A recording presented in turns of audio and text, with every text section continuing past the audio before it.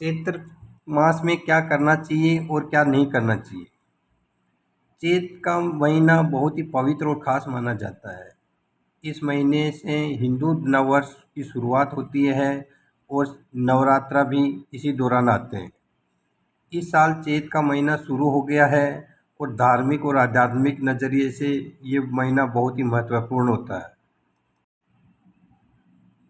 धार्मिक मान्यताओं के अनुसार इस दौरान ज़्यादा से ज़्यादा धार्मिक कार्य करने चाहिए, जिससे हमारे घर में सुख शांति रहे, प्रोग्रेस रहे और पॉजिटिविटी रहे। कुछ काम ऐसे हैं जिन्हें करने से हमें बचना चाहिए। तो आइए जानते हैं वो गलतियां जो आपको चैत्र महीने में भूल कर भी नहीं करनी है। तामसिक भोजन का सेवन। चैत्र महीने में मांस, मदिरा, लहसुन, प्याज जैसे तामसिक भोजन का कभी भी यूज नहीं करना चाहिए। इसे दूरी बनाकर रखनी चाहिए। इस भोजन से पूरी तरह से परहेज करना चाहिए। इस समय सात्विक भोजन करना न केवल आपके मन को शांत करता है बल्कि सेहत के लिए भी अच्छा रहता है। तामसिक भोजन करने से मन में गलत गलत ख्याल आते हैं, नेगेटिविटी रहती है और घर में कलह भी रहती है। चैत्र मास में हमेशा सात्विक भोजन करना चाहिए। और अब बात करते हैं बाल और नाखून काटने के बारे में। धार्मिक मान्यताओं के अनुसार चैत्र के महीने में मंगलवार, गुरुवार और शनिवार और नवरात्र के दौरान भी कभी भी दाढ़ी या नाखून का बाल काटना अशुभ माना गया है। इस नियम को तोड़ने से घर में नकारात्मक ऊर्जा आती है और आर्थिक नुकसान का सामना करना पड़ता है। नवरात्र के दौरान तो नाखून और बाल काटने से पूरी तरह से परहेज करना चाहिए।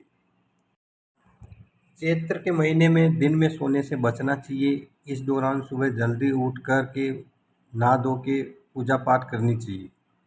दिन में सोने से दिमाग में नेगेटिविटी रहती है, काम में मन नहीं लगता, उत्साह नहीं रहता, जिससे घर में बरकत नहीं आती, रोग दोष रहते हैं और घर में कलह रहती है।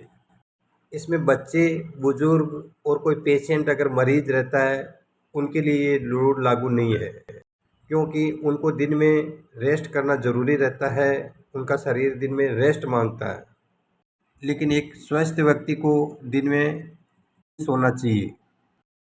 चैत्र मास में गुस्सा और अशब्द शब्दों का यूज कभी नहीं करना चाहिए। पूजा पाठ और भक्ति के इस महीने में सिर्फ शरीर की ही नहीं बल्कि मन की भी शुद्धि होना बहुत ज़रूरी है। किसी पर बिना वजह गुस्सा करना या किसी का दिल दुखाना, अपशब्द बोलना, ये सारे आपके शुभ कामों को खत्म कर देते हैं। इसलिए इस दौरान किसी के भी साथ गलती से भी गलत व्यवहार न करें, अपने गुस्से को कंट्रोल में रखें, अपशब्दों को यूज़ नहीं करें। बातचीत करने में शालीनता होनी चाहिए। गुस्सा करने वाला व्यक्ति हमेशा तनाव में रहता है और नया कुछ सोच भी नहीं सकता वो। इसलिए इस दौरान विशेषकर चैत्र मास में आपको ध्यान रखना है और कंट्रोल रखना। साफ सफाई का ध्यान रखें।